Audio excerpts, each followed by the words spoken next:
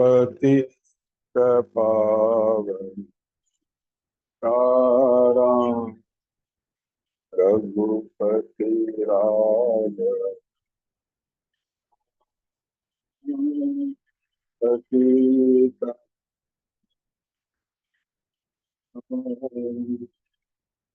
सीताराम सीताराम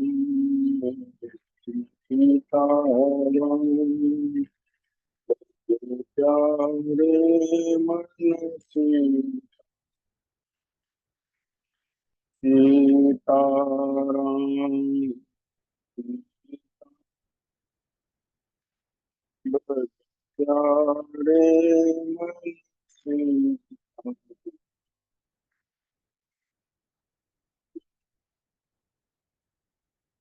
सीताराम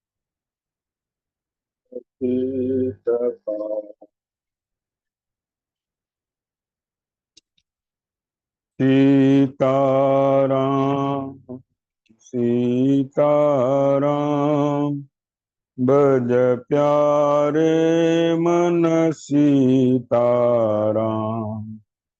सीताराम सीताराम बज प्यारे मन सीताराम रघुपति राघव राजा राम पतित पावन सीताराम। प्रेम से बोलिए सियावर रामचंद्र भगवान की जय। पवन सुत हनुमान की जय। हर हर महादेव।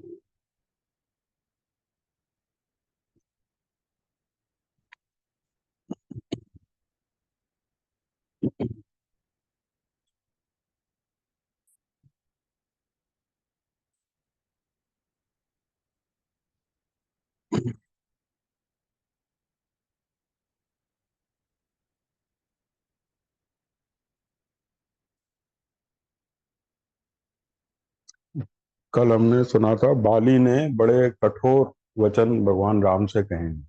हालांकि वो अपराधी था, है ना, और बारंबार कह रहा था कि मुझ निरपराध को क्यों मारा, है ना। था तो अपराधी। और बाली के बारे में देखो, धीरे धीरे वो आतंकवादी ही बन गया था।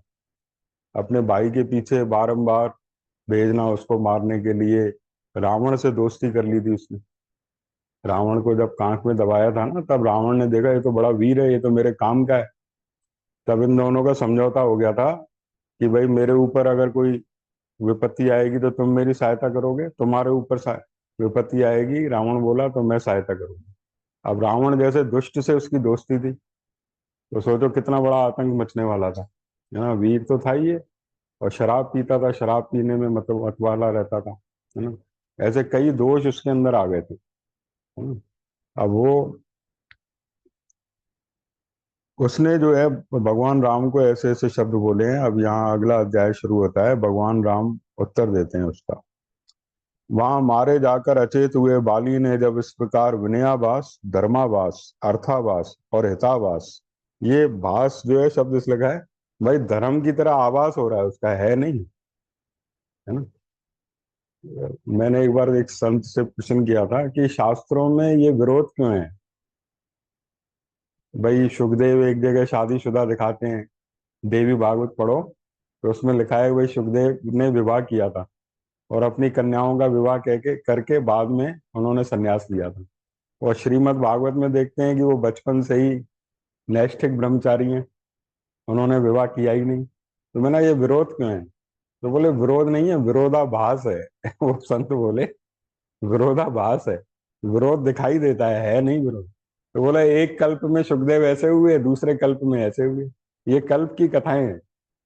लेकिन सुखदेव की विरक्ति दोनों जगह बराबर है, चाहे वो गृहस्थ में रहे, चाहे वो सन्यासी रहे, दोनों में ही वो आत्मनिष्ठ रहे। ये दोनों, ये बात तो पक्की है ना। वो संत जो है, ये आवाज शब्द इसलिए है, मतलब बाली की जो बातें हैं ना, वो धर्माभास, धर्म की तरह लग रही हैं, है नहीं, धर्माभास है। अर्थाभास, हिताभास, है ना, इस तरह से से युक्त कठोर बातें कही, आक्षेप किया। तब उन बातों को कहकर मौन हुए वानर श्रेष्ठ बाली से श्री रामचंद्र जी ने धर्म, अर्थ और श्रेष्ठ गुणों से युक्त परम उत्तम बात कही। अब श्री रामचंद्र जी क्या है, पूरा जीवन धर्म में बीता है। अब वो बाली भगवान राम से कह रहा है, भाई आप जैसा अधर्मी पुत्र कैसे पैदा किया दशरथ ने, तो ये बात क्या सही है क्या? ये तो पूरी सरासर गलत है। यानी श्री राम धर्म के लिए विख्यात हैं, धर्म की साक्षात मूर्ति हैं, मर्यादा पुरुषोत्तम, जिनका एक एक क्षण धर्म में बीता हो, है ना। धर्म के सिवाय जो उन्होंने सोचा ही नहीं हो जिसने, तो उसके लिए ऐसी बात कहना तो 100% झूठी ही है ना। और अब ये राम जो वक्ता है ना, वो आचरण वाले वक्ता हैं, यानी जिनके जीवन में भी धर्म, बातों में भी धर्म, है ना, क्रिया में भी धर्म, है ना। ऐसे नहीं है कि केवल बातों में धर्म। भगवान राम का जीवन धर्म में है, उनकी वाणी भी धर्म में है, इसलिए उनकी मन वचन कर्म में एकता है ना। बाली की बातें धर्म युक्त हैं लेकिन व्यवहार अधर्म युक्त है, तो मन वचन कर्म में एकता नहीं है। तो ऐसा जब धार्मिक व्यक्ति वक्ता होता है ना, तो उसकी बात प्रमाणिक, मानने योग्य होती है। उस समय बाली प्रवाहीन सूर्य, जलहीन बादल और बुझी हुई आग के समान श्रीहीन प्रतीत होता था। श्री राम बोले, वानर, धर्म, अर्थ, काम और लौकिक सदाचार को तुम स्वयं ही नहीं जानते हो, फिर बालोचित अविवेक के कारण आज यहाँ मेरी निंदा क्यों करते हो? सौम्य, तुम आचार्यों द्वारा सम्मानित बुद्धिमान वृद्ध पुरुषों से पूछे बिना ही वानरोचित चपलतावश मुझे यहाँ उपदेश देना चाहते हो, अथवा मुझ पर आक्षेप करने की इच्छा रखते हो। बोले, तुमने कभी आचार्यों से सम्मति नहीं की, वृद्ध पुरुषों से धर्म का स्वरूप पूछा नहीं, केवल वानरोचित चपलता यानी जो चंचलता होती है ना बोलने की, उपदेश देने की, बोले उसी चपलतावश मुझे यहाँ उपदेश देना चाहते हो, अथवा मुझ पर आक्षेप करना चाहते हो। पर्वत, वन और काननों से युक्त यह सारी पृथ्वी इक्ष्वाक वंशु राजाओं की है, अतः वे यहाँ के पशु पक्षी और मनुष्यों पर दया करने और उन्हें दंड देने के भी अधिकारी हैं। बताते हैं जितनी भी धरती है ना, पर्वत, वन, कानन, शहर, गांव, ये सब ये राजाओं के नियंत्रण में रहती है। अभी जो धरती के राजा हैं वो भरत हैं। तो भरत और राम का संवाद हुआ है वनवास में, तो वहाँ राम और भरत में यही संवाद हुआ है। राम ने कहा था तुम मनुष्यों के राजा बनो, मैं पशुओं का राजा बनूं। तुम जो है छत्र चमर अपने ऊपर फहराओ, मैं वृक्षों की छाया तले रहूंगा। मैं तुम जो है अयोध्या के जो है उस पे जो है अपना उनको नियंत्रित करो और मैं यहाँ की प्रजा को नियंत्रित करूंगा, है ना। तो इस प्रकार ये बातें हुई थी, यानी भरत ने ही राम को नियुक्त किया है यहाँ पर सारी प्रजा को नियंत्रण में रखने के लिए, दंड देने के लिए और अनुग्रह करने के लिए। राजाओं का धर्म होता है, क्योंकि राजा अगर दंड नहीं देना, प्रजा उच्छृंखल हो जाती है, प्रजा में अपराध बढ़ने लगते हैं। देखो बांग्लादेश में क्या हुआ, प्राइम मिनिस्टर गया, लोग उच्छृंखल हो गए, कोई है ही नहीं, पुलिस चौकी है ही नहीं, पुलिस वाले है नहीं, मिलिट्री वाले है नहीं, वो बल्कि साथ दे रहे हैं। तो वो प्रजा को मौका मिल गया लूटने का, जो मतलब खराब लोग थे उनकी, उनका जो खराब पना है वो बाहर निकल गया, क्रिया में आ गया। अब वो डर खत्म हो गया ना। एक व्यक्ति तो होते हैं अपनी अपनी स्वेच्छा से ही धार्मिक है, और एक जो पुलिस के डंडे से धार्मिक होते हैं, है ना। तो स्वामी विवेकानंद कहते थे ना, भाई हमारा कितना ये मतलब एक अफसोसजनक बात है कि पुलिस हमें धार्मिक बनाती है। हम कहते हैं अरे चौराहे पे पुलिस वाला नहीं है, निकल जाओ, गाड़ी निकाल दो। पुलिस वाला होता है तो सब रोक लेते हैं, ब्रेक लगा लेते हैं। यानी पुलिस हमें धार्मिक बना रही है ना। हम स्वेच्छा से, अपनी मर्जी से धार्मिक नहीं है ना। एक स्त्री होती है जिसका मन कहीं जाता ही नहीं है पर पुरुष में। एक होती है समाज के डर से अपने को नियंत्रण में रखे बैठी है ना, तो वो निम्न कोटि की मानी जाती है। भाई डर है उसके मन में, इसलिए अपने आप को उसने मर्यादा में रखा। और जो सर्वश्रेष्ठ पतिव्रता है, वो जो है समाज चाहे निंदा करे या अपयश, वो अपने अंतःपुर के आंगन में ही संतुष्ट रहती है ना। तो वो इस प्रकार ये जो राजाओं का धर्म होता है, वो दंड अगर दंड की व्यवस्था न करें तो ये प्रजा उच्छृंखल हो जाए। तो ये भगवान राम जो है बोले ये सारी पृथ्वी जो है ना राजाओं की है, वो प्रजा को नियंत्रण में रखते हैं। धर्मात्मा राजा भरत इस पृथ्वी का पालन करते हैं। देखो भगवान राम भरत को राजा मान रहे हैं और भरत राम को राजा मान रहे हैं। देखो दोनों का कितना एक अलग कैसी मर्यादा है। भगवान राम यहाँ बड़े होते हुए भी 14 वर्ष तो वनवास में ही है, लेकिन वो भरत की ही आज्ञा समझकर यहाँ पर नियंत्रण में रखे हैं सबको। और भरत वहां चरण पादुका को ही सिंहासन पर रखकर राम को ही राजा मान के सब कार्य कर रहे हैं, है ना। ये उनकी निष्ठा है, ये उनकी श्रद्धा है। वास्तविक राजा तो भरत ही है इस समय। तो वो भरत को ही भगवान राम राजा मान रहे हैं। धर्मात्मा राजा भरत इस पृथ्वी का पालन करते हैं। वे सत्यवादी, सरल तथा धर्म, अर्थ और काम के तत्वों को जानने वाले हैं। अतः दुष्टों के निग्रह तथा साधु पुरुषों के प्रति अनुग्रह करने में तत्पर रहते हैं। जिनमें नीति, विनय, सत्य और पराक्रम आदि सभी राजोचित गुण यथावत रूप से स्थित देखे जाएं, वही देश काल के तत्वों को जानने वाला राजा होता है। भरत में ये सभी गुण विद्यमान हैं। भरत की ओर से हमें तथा दूसरे राजाओं को यह आदेश प्राप्त है कि जगत में धर्म के पालन और प्रसार के लिए यत्न किया जाए। इसलिए हम लोग धर्म का प्रचार करने की इच्छा से सारी पृथ्वी पर विचरते रहते हैं। राजाओं में श्रेष्ठ भरत धर्म पर अनुराग रखने वाले हैं। वे समूची समूची पृथ्वी का पालन कर रहे हैं। उनके रहते हुए इस पृथ्वी पर कौन प्राणी धर्म के विरुद्ध आचरण कर सकता है। हम सब लोग अपने श्रेष्ठ धर्म में दृढ़ता पूर्वक स्थित रहकर भरत की आज्ञा को सामने रखते हुए धर्म मार्ग से भ्रष्ट पुरुष को विधि पूर्वक दंड देते हैं। अब जो है, ये तो पहले प्रस्तावना की भगवान राम ने, भाई ये दंड की क्या व्यवस्था है, राजाओं का क्या कर्तव्य है। अब बाली के दोष बता रहे हैं। भाई तुम दंड के अधिकारी क्यों हो, है ना। पहली बात बता रहे हैं, तुमने अपने जीवन में काम को ही प्रधानता दे रखी थी। राजोचित मार्ग पर तुम कभी स्थिर नहीं रहे। तुमने सदा ही धर्म को बाधा पहुंचाई। और देखो वो दैत्य दुन्दुभि दैत्य था, वो मतंग मुनि के आश्रम पर फेंक दिया, है ना। वो तो उसको श्राप मिल गया, तो सुग्रीव वहीं रहने लगा मतंग वन में, है ना। वो साधु पुरुषों का ख्याल ही नहीं रखता है। बाली नहीं तो इतना बलशाली था ये, इतने जो राक्षस थे जो राम को मारने पड़े, ये अकेला बाली मार सकता था। बाली के अंदर इतना बल था। ये खर दूषण को जिनको भगवान राम ने मारा, उसके रहते हुए दंड कारण्य में इतना आतंक मचा हुआ था, तो वो एक तरह से उसका सहयोगी तो हो गया। जिसके रहते हुए इतना आतंकवाद है, केवल अपने भाई सुग्रीव को मार रहा है वो, है ना, जो कि उसका सगा भाई है। उसका कोई ऐसा अपराध भी नहीं है ना। और उन राक्षसों को जो आसपास आतंक मचा रहे हैं उनको दंड नहीं दे रहा है, जबकि वो दे सकता है दंड, रावण से भी अधिक बलशाली है ना। तो बोले तुम धर्म पर कभी स्थिर नहीं रहे।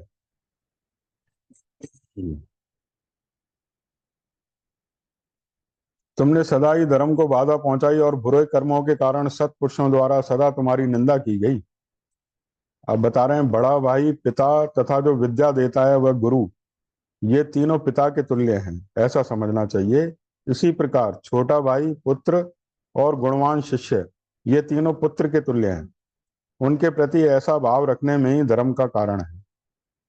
अब छोटा भाई सुग्रीव है ना, इसलिए प्रस्तावना बनाई है भगवान ने। वानर, सज्जनों का धर्म सूक्ष्म होता है, वह परम दुर्गेय है, ऐसा समझ उसे समझना अत्यंत कठिन है। समस्त प्राणियों के अंतःकरण में विराजमान जो परमात्मा है, वे ही सबके शुभ और अशुभ को जानते हैं। तुम स्वयं चपल हो और चंचल चित्त वाले अजित आत्मा वानरों के साथ रहते हो। अतः जैसे कोई जन्मांध पुरुष जन्मांध से ही रास्ता पूछे, उसी प्रकार तुम उन चपल वानरों के साथ परामर्श करते हो। फिर तुम धर्म का विचार क्या कर सकते हो, उसके स्वरूप को कैसे समझ सकते हो। बोले तुम चपल वानरों से सलाह लेते हो, है ना। जैसे कोई जन्मांध ही जन्मांध से रास्ता पूछे। अब जो हनुमान आदि श्रेष्ठ मंत्री हैं वो तो सुग्रीव के साथ हैं। जो धर्म के ज्ञाता हैं हनुमान जी, परम बुद्धिमान, वो तो सुग्रीव के साथ हैं। सुग्रीव जो सलाह मशवरा करते हैं हनुमान जी के साथ करते हैं। तो इसलिए वो अपने धर्म पे अटल रहे। यानी राम लक्ष्मण पे संदेह हुआ तो भी हनुमान ने उनको सावधान किया। बोले भाई ये बाली के दूत नहीं हो सकते, बाली यहाँ आ ही नहीं सकता है, उसको श्राप मिला हुआ मतंग वन में, वो कैसे आ जाएगा। ये बात सोचना ही तुम्हारी गलत है। बोले इनकी परीक्षा किए बिना ऐसे इस पे संदेह मत करो। तब सुग्रीव सावधान हुए हनुमान जी की बात पर, है ना। तुम उपकार सुग्रीवई कीना, राम मिलाए राजपद दीना। हनुमान चालीसा में आता है ना, भाई तुमने सुग्रीव पर उपकार किया बड़ा, राम से मिलाया, है ना, और तुम्हें राजपद दिला दिया। अब देखो रामचंद्र जी गए तो सुग्रीव से अपनी सहायता के लिए थे, सीता की खोज के लिए ही तो गए थे। जो राक्षस ने कहा था भाई तुम सुग्रीव से मैत्री करना, वो तुम्हारी सीता को ढूंढने में मदद करेंगे, है ना। तो वो गए थे अपने काम के लिए, फिर सुग्रीव ने अपना काम बता दिया, भाई मेरी भी स्त्री हरण कर ली गई है, तो पहले राम ने उन्हीं का काम करने की प्रतिज्ञा कर दी। बोले भाई पहले तुम्हारा काम करूंगा फिर तुम मेरा करना। वैसे गए अपने काम के लिए थे, है ना। तभी वो हनुमान जी जब मिलने आए थे, तो हनुमान जी तो चाहते थे भाई सुग्रीव का काम बने। फिर जब उन्होंने अपनी बात बताई तो हनुमान जी को लगा कि इनको भी सुग्रीव से काम है, इनको भी सुग्रीव से काम है, सुग्रीव का तो काम करने के लिए आए थे, तो इसलिए दोनों की मैत्री हुई, है ना। तो ये कहा भाई हनुमान जी जैसे धार्मिक जो वो थे, वो तो सुग्रीव के साथ थे। और बाली किससे परामर्श करता था? जो उसी की तरह चंचल चित्त वाले और जो है दुर्नीति में रहते थे। मैंने यहाँ जो कुछ कहा है उसका अभिप्राय तुम्हें स्पष्ट करके बताता हूँ। तुम्हें केवल रोषवश मेरी निंदा नहीं करनी चाहिए। मैंने तुम्हें क्यों मारा है इसका कारण सुनो और समझो। तुम सनातन धर्म का त्याग करके अपने छोटे भाई की स्त्री से सहवास करते हो। देखो केवल बाली सुग्रीव की दुश्मनी है इसलिए नहीं मारा है। बोले तुम बहुत बड़ा अधर्म कर रहे थे, एक भाई के जीते जी, छोटे भाई के जीते जी उसके स्त्री से सहवास करते हो, ये कितना बड़ा अधर्म है ना। निकालने की बात नहीं कही, सुग्रीव का अपमान करने की बात नहीं कही, जो सबसे बड़ा दोष है उसकी यहाँ बात कही। क्योंकि भाई के मृत्यु के पश्चात तो फिर और विधान है जो विवाह कर दिया जाता है स्त्री का, वो एक अलग बात हो गई। जैसे बाली की मृत्यु के पश्चात वो तारा को सौंप दिया गया सुग्रीव को, वो मृत्यु के पश्चात था।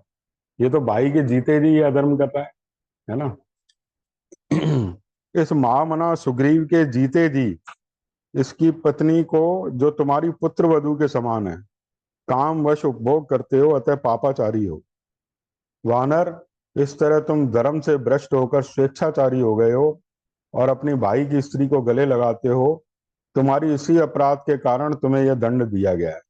बोले तुम्हें दंड दिया है मैंने, है ना। पहले तो बोले भरत की तरफ से आज्ञा प्राप्त है। वानर राज, जो लोकाचार से भ्रष्ट होकर लोक विरुद्ध आचरण करता है, उसे रोकने या राह पर लाने के लिए मैं दंड के सिवाय और कोई उपाय नहीं देखता। ये लोकाचार होता है ना, एक धर्म होता है जो शास्त्रों में है, एक लोकाचार होता है।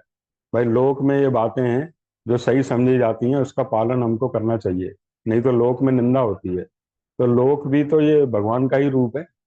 हम कहें समाज जो जो कहे हमें क्या परवाह, ऐसी बात नहीं समझनी चाहिए। समाज भी भगवान का ही रूप है, समाज कोई ऐसे नहीं कहता है ना। तुम्हारी सही बात ही, जो वृद्ध पुरुष हैं, जो सम्मानीय पुरुष हैं, वो सही बात ही कहते हैं समाज में। हाँ भाई कोई उच्छृंखल या दुष्ट कहे तो वो उसकी बात पे ध्यान मत दो, लेकिन अगर सम्मानीय लोग समाज में कह रहे हैं तो उसकी बात पे तो ध्यान देना ही चाहिए। ये लोकाचार कहलाता है। एक लोकाचार होता है भाई लोक में जिसका चलन है। एक धर्मशास्त्र ने जो हमें उपदेश दिया है, गुरुजनों ने उपदेश दिया है ना, वो एक मार्ग होता है। बोले तुम लोकाचार यानी लोक विरुद्ध आचरण कर रहे हो। अब हिंसा को कौन अच्छा कहेगा? जो शास्त्र विरुद्ध भोग है उसको कौन अच्छा कहेगा? मैं उत्तम कुल में उत्पन्न हुआ क्षत्रिय हूं, अतः तुम्हारे इस पाप को क्षमा नहीं कर सकता।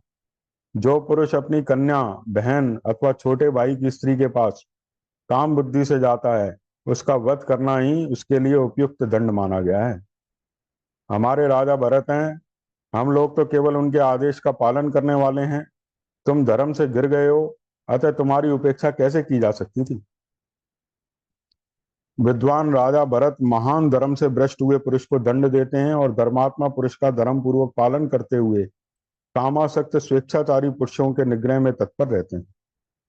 हरीश्वर, हम लोग तो भरत की आज्ञा कोई प्रमाण मानकर धर्म मर्यादा का उल्लंघन करने वाले तुम्हारे जैसे लोगों को दंड देने के लिए सदा उद्यत रहते हैं। ये एक कारण बताया है ना, अब दूसरा कारण भी बताते हैं। पहले एक बार कीर्तन करते हैं। श्री राम जय राम, जय जय राम। श्री राम जय राम, जय जय राम। श्री राम जय राम, जय जय राम। श्री राम जय राम, जय जय राम। श्री राम जय राम, जय जय राम। श्री राम जय राम, जय। प्रेम से बोलिए सियावर रामचंद्र भगवान की। दूसरा बताते हैं कि सुग्रीव के साथ मेरी मित्रता हो चुकी है। उनके प्रति मेरा वही भाव है जो लक्ष्मण के प्रति है। वे अपनी स्त्री और राज्य प्राप्ति के लिए मेरी भलाई करने के लिए भी कटिबद्ध हैं। मैंने वानरों के समीप इन्हें स्त्री और राज्य दिलाने के लिए प्रतिज्ञा भी कर ली है। ऐसी दशा में मेरे जैसा मनुष्य अपनी प्रतिज्ञा की ओर से कैसे दृष्टि हटा सकता है? बोले दूसरा कारण यह है, जैसे अपने कुल धर्म होता है ऐसे मित्र मित्र धर्म होता है। बोले सुग्रीव के साथ मेरी अग्नि को साक्षी मानकर मित्रता हुई है, और मित्र का कार्य करना धर्म माना गया है। जो मित्र कष्ट में होता है उसकी कष्ट में सहायता करना धर्म है ना। बोले मैंने सभी वानरों के समीप ये, क्योंकि सुग्रीव से भगवान राम ने पूछा था, भाई तुम्हारा और बाली का बैर क्यों हुआ, है ना। जब उसे पता चला ये वाली बिल्कुल अधर्म पे है, तब भगवान राम ने प्रतिज्ञा की कि इसको मैं दंड दूंगा, इसने ऐसा कार्य किया। हालांकि हनुमान से सुन चुके थे वो कि बाली ने ऐसा ऐसा कार्य किया है ना। और फिर सुग्रीव से भी पक्का कर लिया, तो वो अधर्म पे ही था। इधर मित्र के प्रति भी धर्म होता है ना। जैसे अपने कुल के लिए धर्म होता है। जैसे अपना ही कोई अगर शत्रुओं के बीच में फंस जाए, भले वो गलत हो, तो पहले तो हम शत्रुओं को मारेंगे, फिर अपने से कहेंगे भाई यहाँ तुझे ऐसी गलती नहीं करनी चाहिए। ये थोड़ी नहीं कि उसी को मारने लग जाएंगे, पहले कुल का धर्म होता है ना। तो वो मैंने बाबा से एक बार पूछा था, भाई भीष्म पितामह और ये द्रोणाचार्य है, भाई करोड़ों कौरवों की तरफ से लड़े थे, भाई ये तो गलत बात है। मैं बच छोटे मन में उनसे प्रश्न करता था बहुत। बोले जैसे दिलीप है, सेठ भागचंद अगर गलत हो जाए और कोई दुश्मन होने के मारण अचे, तो तू केनी तरफा लड़ने, सेठ भागचंद जी तरफा लड़ने या दुश्मन जी तरफा लड़ने? मतलब भाई बाबा ही तरफा लड़ना। ये चाहिए बस, वो कुल धर्म दिनवा नहीं। भाई कुल धर्म होता है भाई अपनों के लिए प्राण न्यौछावर कर देना, अपने देश के लिए प्राण न्यौछावर कर देना। तो बोले ये अपने मित्र के प्रति मैंने ये प्रतिज्ञा की है, उसको पूरा करना भी मेरा धर्म था। मैंने वानरों के समीप इन्हें स्त्री और राज्य दिलाने के लिए प्रतिज्ञा भी कर ली है। ऐसी दिशा में मेरे जैसा मनुष्य अपनी प्रतिज्ञा की ओर से कैसे दृष्टि हटा सकता है? ये सभी धर्मानुकूल महान कारण एक साथ उपस्थित हो गए, जिनसे विवश होकर तुम्हें उचित दंड देना पड़ा है। तुम भी इसका अनुमोदन करो। तो बाली से कहते हैं तुम भी इसका अनुमोदन करो, भाई ये बात सही है कि नहीं है। वो बाली को भी सही लग रही होगी ये बात। धर्म पर दृष्टि रखने वाले मनुष्य के लिए मित्र का उपकार करना धर्म ही माना गया है। अतः तुम्हें जो यह दंड दिया गया है वह धर्म के अनुकूल है, ऐसा ही तुम्हें समझना चाहिए। यदि राजा होकर तुम धर्म का अनुसरण करते, बोले अगर तुम राजा होते और धर्म पे होते, तो तुम्हें भी वही काम करना पड़ता जो मैंने किया है। अब ये बात तो उन्होंने अपनी तरफ से कही। अब महाराज मनु ने मनु स्मृति, जो कि प्रमाणिक मानी जाती है हमारे यहाँ, मनु स्मृति से दो श्लोक कहे हैं भगवान राम ने कि भाई ये मेरी बात केवल मेरी नहीं है, ये शास्त्र सम्मत भी है ना। तो महाराज मनु की बात, महाराज मनु भी इनके वंशज रहे हैं। जो भगवान राम का कुल है ना, सूर्य कुल है ना। मनु भगवान, वो ब्रह्मा की पहली संतान कहलाए ना, तभी हम मनुष्य कहलाए। हम सब मनु की संतान है, तभी हम मनुष्य कहलाते हैं, है ना। तो बोले कि महाराज मनु ने जो राजाओं के लिए क्या सदाचार है उसके बारे में दो श्लोक कहे हैं, वो स्मृतियों में सुने जाते हैं, और जिन्हें धर्म पालन में कुशल पुरुषों ने सादर स्वीकार किया है, उन्हीं के अनुसार इस समय यह मेरा बर्ताव हुआ है। अब वो श्लोक बताते हैं। मनुष्य पाप करके यदि राजा के दिए हुए दंड को भोग लेता है, तो वह शुद्ध होकर पुण्यात्मा साधु पुरुषों की भांति स्वर्ग लोक में जाता है। अब बाली से कहते हैं तुम्हें भी शोक नहीं करना चाहिए, क्योंकि दंड को जो भोग लेता है ना, जो दंड को भोग लेता है वो भी शुद्ध हो जाता है। जैसे किसी पाप का हमें फल मिल जाए, तो वो हम शुद्ध हो गए। भले पीड़ा हुई थोड़ी देर के लिए, लेकिन वो तपस्या ही है। वो स्वामी अखंडानंद जी कहते थे, बुखार होता है ना, बुखार आ जाता है शरीर में, तो संत लोग ये समझते हैं कि हम पंचाग्नि ताप रहे हैं। पंचाग्नि होती है, तपस्या का एक रूप होता है, उसमें ताप में रहना पड़ता है। तो बोले शरीर में ताप ही तो है ये। तो बोले बुखार भी तपस्या बन गया उनका। भाई हमारा ये जो पाप क्षय हो रहा है, तो जो दुख हमें मिलता है, दंड मिलता है, वो हमें शुद्ध बनाने के लिए ही आता है। वो हमें शुद्ध बना देता है, भाई हमारा पापों का क्षय हो गया, अब हम नए पाप। तो बोले तुम भी शोक मत करो, बाली से कहते हैं दंड पाकर तुम भी शुद्ध हो गए। ये मनुस्मृति से ये श्लोक दिया है। देखो एक बार महाभारत में एक कथा आती है, एक भाई ने दूसरे भाई के प्रति अपराध कर दिया था। तो उसको एहसास हुआ ये अपराध हुआ है। तो उसका भाई कहता है भाई मैं तो तुम्हें सजा नहीं दूंगा, तुम राजा के पास जाओ, वो तुम्हारा निर्णय करेंगे। उसका भाई तपस्वी था, बड़ा ज्ञानी था। तो राजा के पास वो खुद जाता है, कहता भाई ऐसे ऐसे मैंने भाई का अपराध किया है और मुझे दंड दो। राजा कहता भाई तुम महात्मा हो, मैं तुम्हें क्या दंड दूं। कहता भाई मेरे इन हाथों ने अपराध किया, मेरे हाथ काट दो। तो वो राजा कहते हैं भाई ये कैसा अपराधी जो स्वयं कह रहा है, राजा को तो अधिकार होता है। तो वो राजा का जब आग्रह किया गया और वो अपराध भी सिद्ध हो गया, तो राजा ने हाथ कटवा दिए। अब वो कटे हाथों में भाई के पास जाता है, कहता आप मैंने अपराध किया था, अब मैं आपकी आज्ञा अनुसार शुद्ध हो गया। तो उसका भाई अपनी तपस्या से उसको दोनों हाथ वापस ला देता है, कहता अब तुम शुद्ध हो गए, तुम्हें दंड मिल गया, अब तुम आगे का जीवन अच्छे से बिताना लो। अब वो महाभारत की कथा है, मैं भूल गया हूँ, ये महाभारत में कथा आती है। तो वो हाथ वापस आ जाते हैं। भाई तपस्वी था उसका, तो वो कहता है तुम्हारे हाथ तुम्हें वापस मिल गए, अब तुम शुद्ध हो गए, अब तुम आगे ऐसा अपराध मत करना। इस तरह की कथाएं हैं। तो बाली को अब देखो भगवान के हाथ से दंड मिला है, तो वो बोले अब ये राजा के हाथ में है, वो दंड दे अथवा दया करके छोड़ दे। चोर आदि पापी पुरुष अपने पाप से मुक्त हो जाता है। यदि राजा पापी को उचित दंड नहीं देता तो स्वयं उसके पाप का फल उसे भोगना पड़ता है।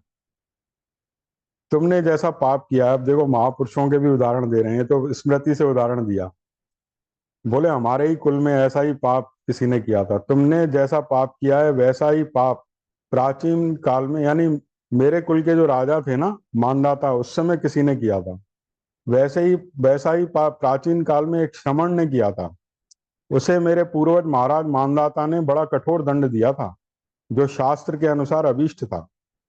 यदि राजा दंड देने में प्रमाद कर जाएं, अगर दंड न दें, तो उन्हें दूसरे के किए हुए पाप भोगने पड़ते हैं, तथा उसके लिए जब वे प्रायश्चित करते हैं तब उनका दोष शांत होता है। अतः वानर श्रेष्ठ, पश्चाताप करने से कोई लाभ नहीं है। सर्वथा धर्म के अनुसार ही तुम्हारा वध किया गया है, क्योंकि हम लोग अपने वश में नहीं है, धर्म के वश में है, शास्त्र के वश में है। वानर शिरोमणि, तुम्हारे वध का जो दूसरा कारण है उसे भी सुन लो। जो उसने कहा था ना भाई मैं तो वानर हूँ, आप मनुष्य हो। भाई लोग जो शिकार खेलते हैं वानरों का, है ना, तो वो भी मांस के लिए करते हैं। भाई तुम तो मांसाहारी भी नहीं हो, है ना। तो भगवान राम उसका भी उत्तर दे रहे हैं। बोले देखो क्षत्रिय लोगों के लिए मृगया यानी शिकार खेलने की अनुमति है। तो ऐसे कई जो खूंखार जंतु है ना, उनका वध करते हैं जंगल को सुरक्षित करने के लिए, लोगों को निर्भय बनाने के लिए। तो वो पीछे से भी वार कर देते हैं, जाल भी बिछा लेते हैं, पीछे से पकड़ लेते हैं। कोई बिच्छू आ जाए किसी को काट न लेता, हम उसको मार देते हैं। तो हमारा ये थोड़ी नहीं कि बिच्छू को मारने का हमें दंड मिलेगा। भाई हमने, हमारा भाव ये था कि सबकी सुरक्षा के लिए। कोई जहरीला सांप हो डस रहा हो पूरी कॉलोनी में घुसाए, तो उसको मार देने में कोई दोष थोड़ी नहीं लगेगा, क्योंकि सबकी रक्षा के लिए ये कार्य किया गया है ना। ऐसे खूंखार जंतु होते हैं इस तरह से। तो बोले भाई जो तुम कह रहे हो भाई छुपके क्यों मारा, देखो इसमें स्वामी अखंडानंद जी ने भी कारण बताया है। ये भगवान राम मर्यादा पुरुषोत्तम है, तो किसी का वरदान झूठा ना हो जाए, इसका भी वो ध्यान रखते हैं। जैसे हनुमान जी को जब वो शस्त्र मारा था ना मेघनाथ ने, जिसमें वो बंध गए थे, तो वो बंधे नहीं थे, क्योंकि हनुमान जी को वरदान है कि किसी भी अस्त्र शस्त्र से तुम्हारे ऊपर कोई असर नहीं होगा। ब्रह्मा जी के दिए हुए अस्त्र से भी तुम नहीं बंधोगे। तो वो जानबूझ के अपने को यूं बंधने जैसे हो गया कि मैं बंध गया। वो बंधे नहीं थे, वो तो उस समय मुक्त थे बिल्कुल। लेकिन ब्रह्मा जी का वरदान झूठा ना हो जाए, तो वो शत्रु, वो उस शस्त्र से बंध से गए, है ना। ऐसे ही भगवान राम, भाई बाली को दिया हुआ वरदान झूठा ना हो जाए कि सामने से कोई मार नहीं सकता तुमको, उसकी भी रक्षा की उन्होंने। और ये भी बताया, जैसे मृगया में लोग जो है ये शिकार आदि करते हैं, वानरश्रेष्ठ, इस कार्य के लिए मेरे मन में न तो कोई संताप होता है न खेद ही। मनुष्य बड़े बड़े जाल बिछाकर, फंदे फैलाकर और नाना प्रकार के कूट उपाय करके छिपे रहकर सामने आकर बहुत से मृगों को पकड़ लेते हैं, है ना। भले ही वे भयभीत होकर भागते हों या विश्वस्त होकर अत्यंत निकट बैठे हों। वानर धर्मज्ञ राजऋषि भी इस जगत में मृगया के लिए जाते हैं और विविध जंतुओं का वध करते हैं। इसलिए मैंने मैंने भी तुम्हें युद्ध में अपने बाण का निशाना बनाया है। तुम मुझसे युद्ध करते थे या नहीं करते थे, तुम्हारी वध्यता में कोई अंतर नहीं आता, क्योंकि तुम शाखा मृग हो, है ना। मृगया करने का क्षत्रिय को अधिकार है। अब बताते हैं कि राजा लोगों का धर्म कैसा होता है। राजा लोग दुर्लभ धर्म, जीवन और लौकिक अभ्युदय के देने वाले होते हैं। देखो, जितना राम पे दोष लगाने को साधारण मनुष्य कह सकता है ना, उससे ज्यादा बाली ने कह दिया है। हमारी बुद्धि तो बस इतना ही सोच सकती है, भाई चुपके राम मार को मारा। बाली ने कितने दोष दे दिए, उन सब का खंडन है। वो शंकरा वो कहते थे स्वामी अखंडानंद जी, जो लोग वेदांत का खंडन करते हैं ना, तो वो बोले अभी बालक ही हैं। बोले वो खंडन की जो युक्तियां देते हैं ना, उससे बड़ी बड़ी युक्तियां तो स्वयं शंकराचार्य ने दे दी हैं खंडन करने की। पूर्व पक्ष करके आता है ना, बोले उससे बड़ी बड़ी युक्तियां, इतना खंडन तो वो कर भी नहीं सकते, दिमाग में नहीं चल सकता। फिर उसका उत्तर भी दिया है। तो साधारण लोग जितना आक्षेप कर सकते हैं ना भगवान राम पे, उससे ज्यादा आक्षेप तो बाली ने कर दिया है ना। उसका उत्तर भी है। लेकिन वो क्या है, जिनकी बुद्धि वो होती है ना, जिन्होंने पढ़ा नहीं है रामायण, तो यही छुपके मारा राम के दोष गिनाने लगते हैं। उत्तर तो कभी पढ़ा नहीं उन्होंने, है ना। राम का जीवन उन्होंने देखा नहीं, तो वो कहाँ से उनकी समझ खुलेगी, है ना। केवल दोष देने का जिसका स्वभाव होता है। वानरश्रेष्ठ, राजा लोग दुर्लभ धर्म, जीवन और लौकिक अभ्युदय अभ्युदय के देने वाले होते हैं, इनमें संशय नहीं है। अतः राजा की हिंसा न करे, उसकी निंदा न करे, उनके प्रति आक्षेप न करे और न उनसे अप्रिय वचन ही बोले, क्योंकि वे वास्तव में देवता हैं जो मनुष्य रूप से इस पृथ्वी पर विचरते रहते हैं। तुम धर्म के स्वरूप को न समझकर केवल रोष के वशीभूत हो गए, यानी गुस्से में आ गए। गुस्से में आके आदमी कुछ कुछ बोल देता है ना, इसलिए पिता पितामहों के धर्म पर स्थित रहने वाले मेरी निंदा कर रहे हो। अब ये राम ने जब वचन कहे, तो बोले श्री राम के ऐसे कहने पर बाली के मन में बहुत व्यथा होती है, यानी बहुत पछतावा होता है। वो राम की बात बिल्कुल ठीक ठीक थी।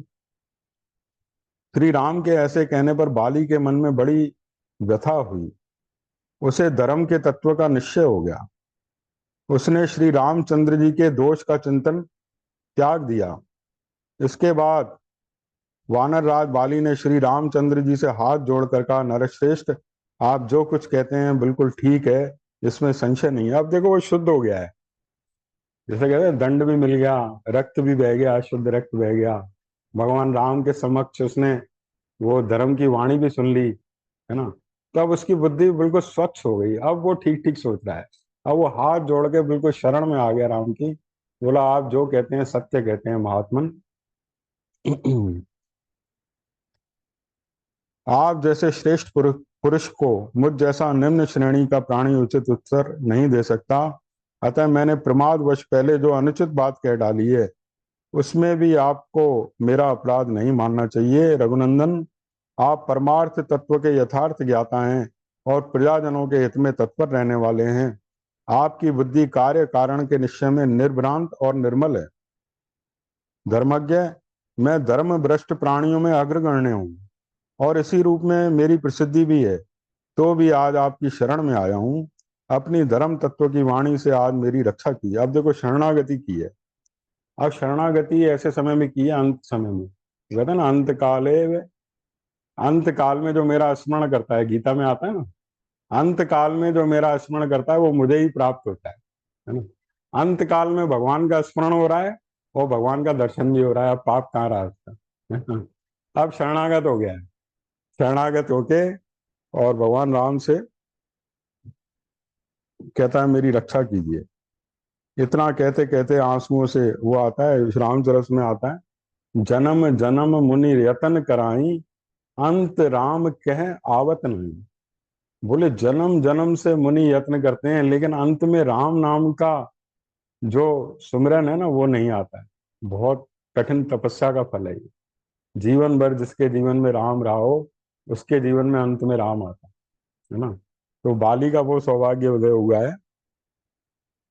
अब वो बाली का आंसुओं से, बाली कहते कहते आंसुओं से बाली का गला भराया, और वो कीचड़ में फंसे हुए हाथी की तरह आर्तनाद करके श्री राम की तरफ देखता हुआ धीरे धीरे बोला। अब वो बाली कहता है भाई मुझे भगवान अपने लिए, तारा के लिए भी इतना शोक नहीं हो रहा है जितना अंगद के लिए हो रहा है। अंगद उसको बहुत प्यारा था। अंगद उसका एक ही बेटा था, राजकुमार का पद का अधिकारी था, और अंगद का भी प्रेम था बाली से प्रति। कहता भाई मेरे इसको इसके लिए शोक हो रहा है, ये मैं आपको सौंपता हूँ, राम को सौंपते हैं। कहते हैं आप इसकी रक्षा करना, और सुग्रीव, जैसे सुग्रीव को आप मानते हैं ऐसे इसको भी अपना मानना।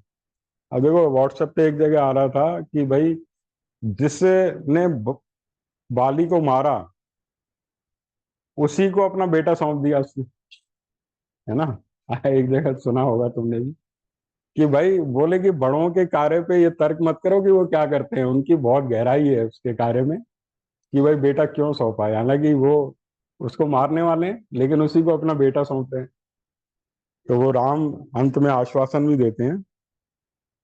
बोले ये श्रेष्ठ गण संपन्न है मेरा पुत्र, मैंने बचपन से ही इसको बड़ा दुलार किया है। अब मुझे न देखकर वह बहुत दुखी होगा। जिसका जल पी लिया गया हो उस तालाब की तरह सूख जाएगा। श्री राम वह अभी बालक है, उसकी बुद्धि अभी परिपक्व नहीं हुई है। मेरा इकलौता बेटा होने के कारण तारा कुमार अंगद मुझे बड़ा प्रिय है। आप मेरे उस महाबली पुत्र की रक्षा कीजिएगा। सुग्रीव और अंगद दोनों के प्रति आप सद्भाव रखें। आप ही इन लोगों के रक्षक हैं और इन्हें कर्तव्य अकर्तव्य की शिक्षा देने वाले हैं। नरेश्वर, भरत और लक्ष्मण के प्रति आपका जैसा बर्ताव है वही सुग्रीव तथा अंगद के प्रति भी होना चाहिए। आप इसी भाव से इन दोनों का स्मरण करें, है ना। इस प्रकार कह के वो कहते हैं कि अब मैं यहाँ से विदाई ले रहा हूँ।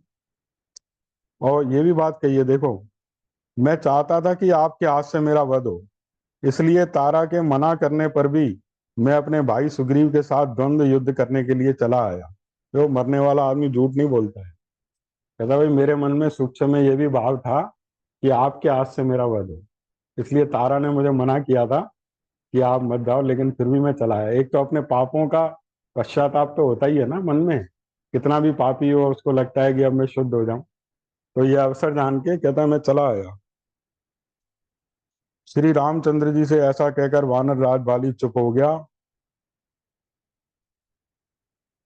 अब भगवान राम उससे कहते हैं कपि प्रवर तुम संताप मत करो,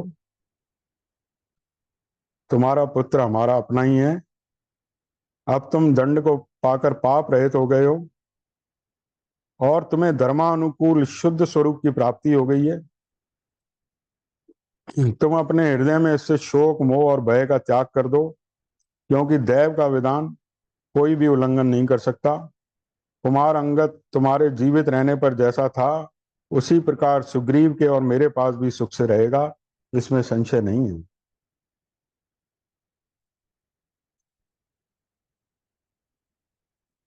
अब जो है अंत में फिर से बाली क्षमा मांगता है। देखो तभी जब लक्ष्मण को जब भगवान राम भेजते हैं ना सुग्रीव का राज तिलक करने के लिए, तो कहते हैं युवराज पद पर अंगद का भी राज तिलक कर देना। तो अगला उत्तराधिकारी अंगद ही था, है ना। तो अंगद और दोनों के प्रति समान स्नेह रखते थे भगवान राम। और अंत में फिर बाली ने जब भगवान राम का ऐसा वचन सुना जो धर्म मार्ग के अनुकूल था, तब जो है बाली फिर क्षमा मांगता है। प्रभु, देवराज इंद्र के समान भयंकर भयंकर पराक्रम प्रकट करने वाले नरेश्वर, मैं आपके बाण से पीड़ित होने के कारण अचेत हो गया था, इसलिए अनजान में मैंने जो आपके प्रति कठोर बातें कह डाली उसे आप क्षमा कीजिएगा। और इसके लिए मैं प्रार्थना पूर्वक आपको प्रसन्न करना चाहता हूँ। प्रेम से बोलिए सियावर रामचंद्र भगवान की। श्री राम जय राम, जय जय राम। श्री राम जय राम, जय जय राम। श्री राम जय राम, जय जय राम। श्री राम जय राम, जय जय राम। श्री राम जय राम, जय जय राम। श्री राम जय राम, जय जय राम।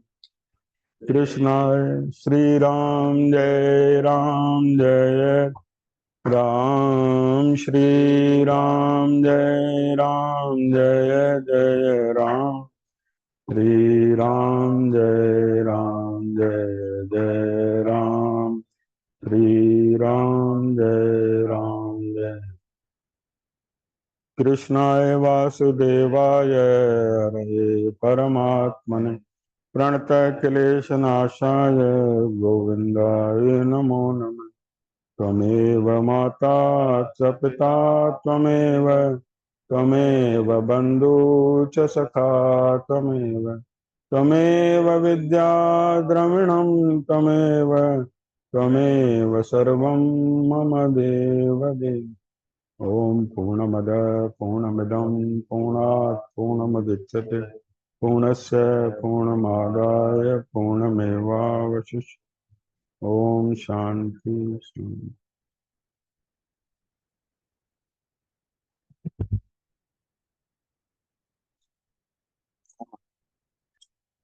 हेलो, हरिओम।